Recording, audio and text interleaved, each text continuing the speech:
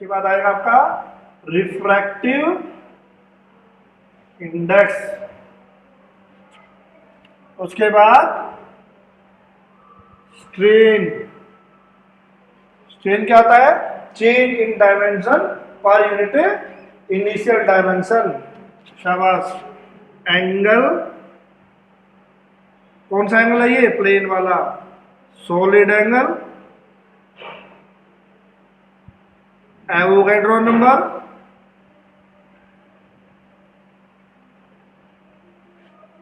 उसके बाद Reynold number. शाबाश।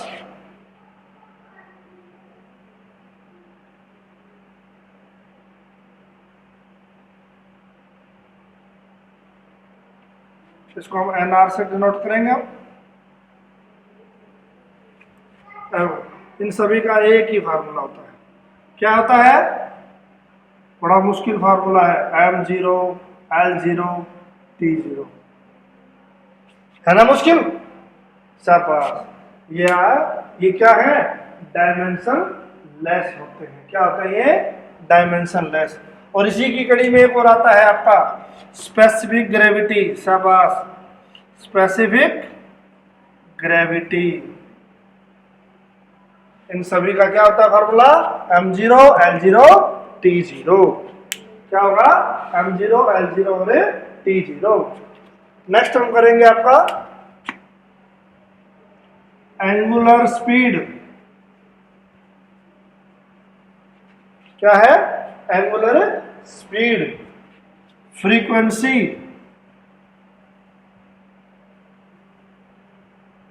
और एंगुलर फ्रीक्वेंसी।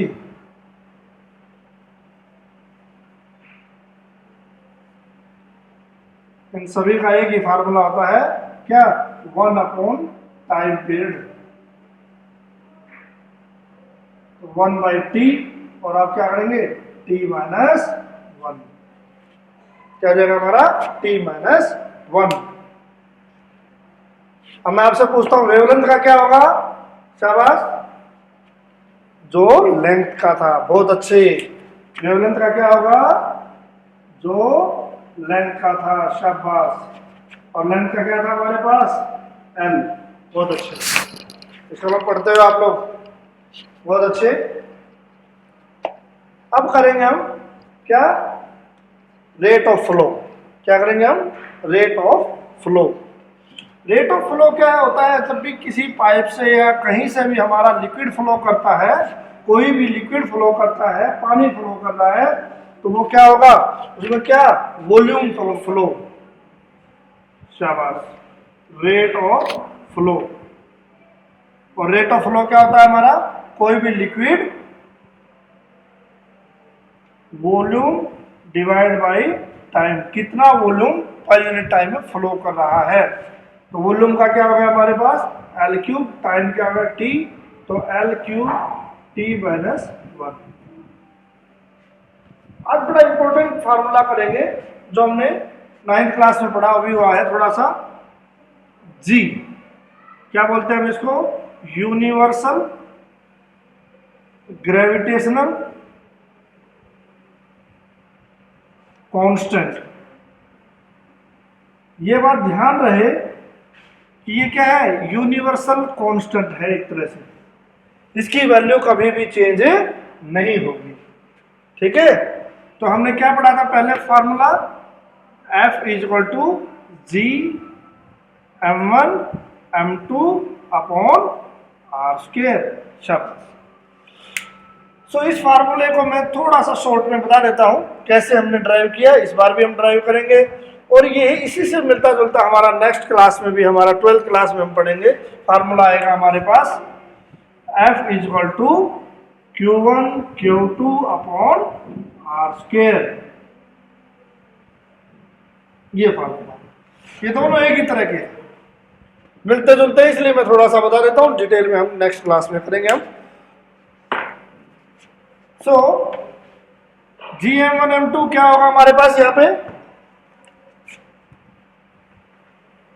क्या है कि अगर हमारे पास कोई दो बॉडी है, एक का मास M1 है, दूसरे का मास M2 है, और दोनों के बीच की डिस्टेंस हमारे पास क्या है, r है, तो हमारे पास जो फोर्स है, फोर्स ऑफ अट्रैक्शन होगा, यूनिवर्सल ग्रेविटेशनल फोर्स, यानी कि ये है क्या है, इन दोनों के बीच में जो फोर्स ऑफ अट्रैक्शन होगा, और ये फोर्स ऑफ हमेशा क्या होता है, अट्रैक्टिव टाइप फोर्स होता है ये, तो फोर्स क्या होगा इनके बीच में, डायरेक्टली प्रोपोर्शनल होता है, सीधा संबंध होता है product of m1 and m2, यानी कि m1 चेंज हो, m1 और m2 चेंज होंगे तो फोर्स भी चेंज होगा, ये बढ़ेगा तो ये बढ़ेगा, ये घटेगा तो ये भी घटेगा, तो इसका मतलब क्या होगा, सीधा संबंध, directly proportional.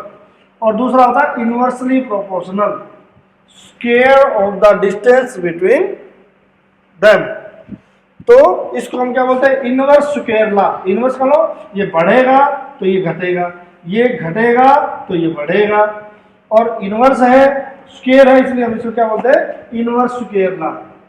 Inverse square law, inverse square law. तो यहां से हमारे पास क्या आ जाता है, F is directly equal to m1 m1 m2 अपॉन r स्क्वायर, और डायरेक्टली को हमने ताकि क्या लगाया, m1 m2 अपॉन r स्क्वायर। तो ये वाला जो कांस्टेंट है इसी को हम क्या बोलते हैं, यूनिवर्सल ग्रेविटेशनल कांस्टेंट। ये थोड़ा सा बैकग्राउंड मैंने, तो हमारे पास फार्मूला क्या होगा इसके बाद, F इज इक्वल टू, क्या हुआ formula, F is equal to G m1 m2 अपॉन r स्क्वायर। तो यहां से G किसके बराबर होगा, F r square divide by m1 m2। Force का क्या होता है, कल बताया था हमने क्या, ml t माइनस 2, ये क्या होगा l square divide by mass m, मास फिर m, तो क्या होगा m से m गया, तो क्या होगा m minus 1 L3 t minus, ठीक है, कोई दिक्कत। अब उसके बाद आता है यंग्स मॉडुलस। क्या आता है हमारे पास, यंग्स मॉडुलस।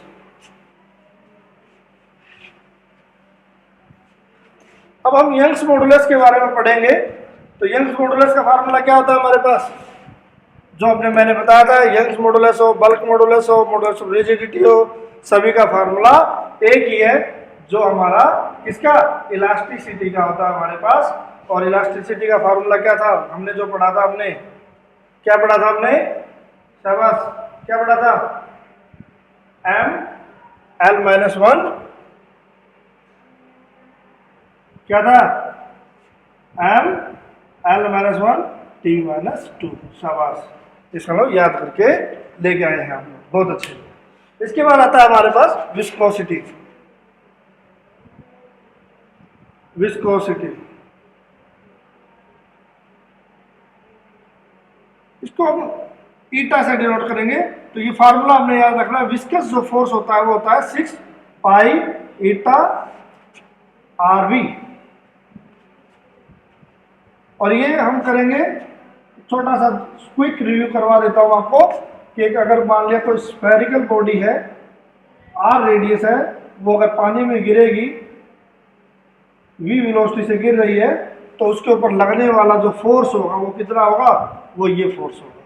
तो यहाँ से ईटा का फार्मूला क्या होगा, F divide by 6 pi RV force MLT minus 2, और पाई ये डायमेंशन लेस, ये भी डायमेंशन लेस, तो R क्या होगा, L वेलोसिटी क्या होगा, LT माइनस 1, L से L गया, तो क्या होगा ML माइनस 1 T माइनस 1, ठीक है। इसके बाद हमारा आता है सरफेस टेंशन। क्या आता है हमारा, सरफेस टेंशन। क्या करेंगे हम, सरफेस टेंशन। शाबाश, सरफेस टेंशन। अभी बताता हूं इसको हम सरफेस टेंशन क्यों बोलते हैं। सरफेस टेंशन क्या है आपका, मान लिया हमारे पास कोई लिक्विड है और हमने इसके अंदर रखा हुआ है, तो अंदर कोई मॉलिक्यूल है, अपर वाली लेयर को छोड़ दीजिए, अंदर अगर कोई हमारा हम वाटर ही ले लेते हैं, तो वाटर मॉलिक्यूल है, तो ये वाला वाटर मॉलिक्यूल सभी वाटर मॉलिक्यूल्स की पास अट्रैक्ट होगा, या अगर आप कहेंगे कोई, ठीक है, अट्रैक्ट होगा, तो ये नेट क्या हो जाएगा, 0। लेकिन जो सरफेस के ऊपर जो होंगे वो क्या होंगे,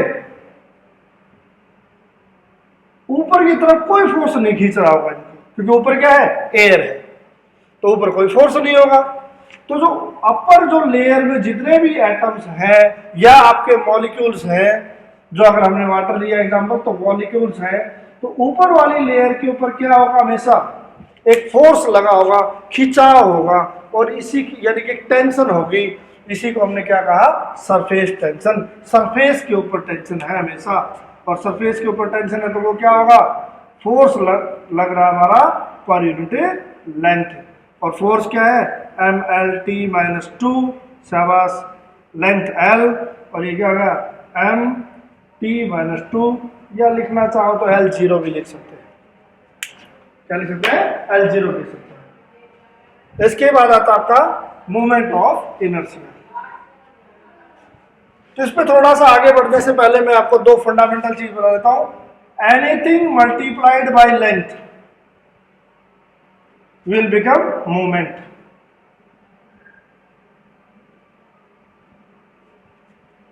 Anything divided by length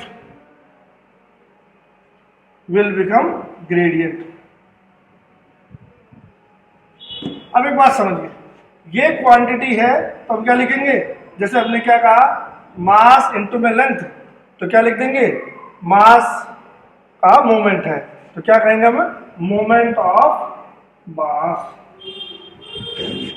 या अगर हमने क्या कहा, फोर्स डिवाइड बाय लेंथ है, तो फोर्स ग्रेडियंट, या वेलोसिटी लिखा हमने यहाँ पे, तो यहाँ क्या लिख देंगे, वेलोसिटी ग्रेडियंट हो जाएगा। तो इसी कड़ी में हम पढ़ेंगे movement of inertia. Moment of inertia, moment of inertia, इसको हम आई से लिखते हैं। तो एक डेफिनेशन आती है, हम उसमें करते हैं मोमेंट ऑफ इनर्शिया, आगे वाले यूनिट में आएगा हमारे पास, तो उसमें हम क्या लिखेंगे, I equal to M R square होता है ये, तो वहां एक डेफिनेशन देते हैं, M R multiplied by R. Movement मैंने अभी बताया, लेंथ से मल्टीप्लाई करेंगे तो क्या बन जाएगा, मूवमेंट। तो ये क्या है, moment of mass, moment of mass. तो याद रखेंगे, आगे करेंगे हम डिटेल में, एम एल स्क्वायर, ठीक है। और इसके बाद नेक्स्ट आता है आपका प्लैंक्स कांस्टेंट।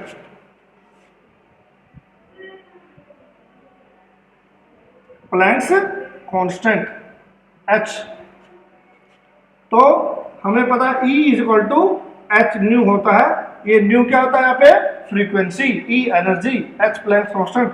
तो h क्या होगा हमारे पास, E बाई न्यू। E क्या होगा, ml/2t-2, और फ्रीक्वेंसी क्या होता है, t-1, t-1। और इस तरह से हमारे पास ये फार्मूला क्या निकल के आ जाएगा, क्या होगा शाबाश, क्या होगा, क्या हो जाएगा ये, शाबाश, ml/2t-1। और इसी के इक्वल फार्मूला किसका होता है, एंगुलर मोमेंटम, शाबाश, एंगुलर मोमेंटम। बस उसका फार्मूला अलग होता है, इसको एल से डिनोट करते हैं। तो ये क्या होता है, आर इंटू में लीनियर मोमेंटम, और लीनियर मोमेंटम क्या होता है, आज ही किया हमने, कल किया था, शाबाश। एम वी पढ़ते हैं इसका हम लोग, मास का एम, वेलोसिटी का LT-1, आर एल, तो क्या होगा ml/2t-1। बहुत अच्छा। इसके बाद नेक्स्ट आता है हमारे पास गैस कांस्टेंट। क्या आता है, गैस कांस्टेंट। क्या करेंगे हम, गैस कांस्टेंट आर,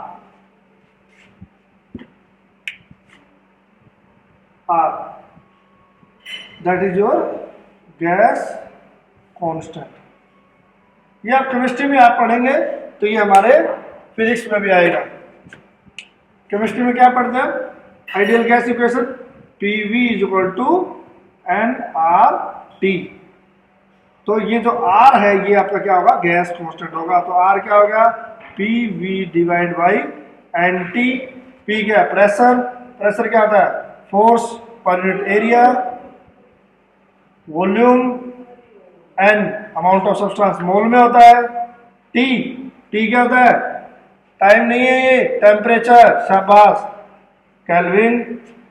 फोर्स क्या होता है, MLT minus 2, volume LQ, area L square, area क्या है L स्क्वायर, N मोल MOL, शाबाश, केल्विन क्या लिखेंगे हम, ये क्या है, तो ML2T minus 2 mole minus 1 kelvin.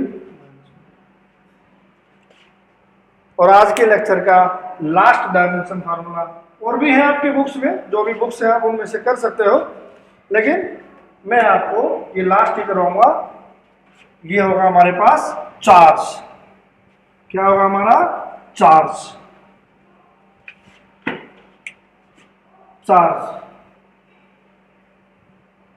Charge को हम क्यू से डिनोट करता है, जो मैंने आज ही थोड़ा सा बताया आपको, हमने 10th क्लास में अभी पढ़ के आए अभी हम लोग। तो हमारे पास करंट क्या होता है, rate of flow of charge, क्या, चार्ज अपॉन टाइम। तो क्यू क्या हो गया आपका, I इंटू में टी, और करंट को किस में मापते हैं हम, एम्पियर में, शाबाश, और टी टाइम क्या हो गया, A इंटू टी। अब मैं आपसे एक छोटा सा क्वेश्चन पूछता हूं, पूछ लो। क्वेश्चन है, बहुत ही आसान क्वेश्चन है, why angle have no dimension although it has units। कोई बताएगा, हाँ कोई बताएगा, गुड, मैं बता, ठीक है। तो क्या है ये, थीटा क्या होता है हमारे पास, L/R। तो एंगल का क्या होता है आपका, इसको भी हम लेंथ से लिखेंगे, इसको भी हम लेंथ से लिखेंगे, लेंथ से लेंथ कट गया, तो कुछ नहीं है। तो हम क्या इसको लिखेंगे कैसे, इसको ऐसे लिखेंगे, because angle is defined as arc upon radius या डिस्टेंस। तो as arc and distance both have the same dimension, hence angle have no dimension. ठीक है, कल हम पढ़ेंगे एप्लीकेशन ऑफ डायमेंशनल फार्मूलाज, और पहले हम प्रॉपर्टी पढ़ेंगे कि इसकी 2 प्रॉपर्टी होती है डायमेंशन फार्मूला। ठीक है, तो ये काम आपने करके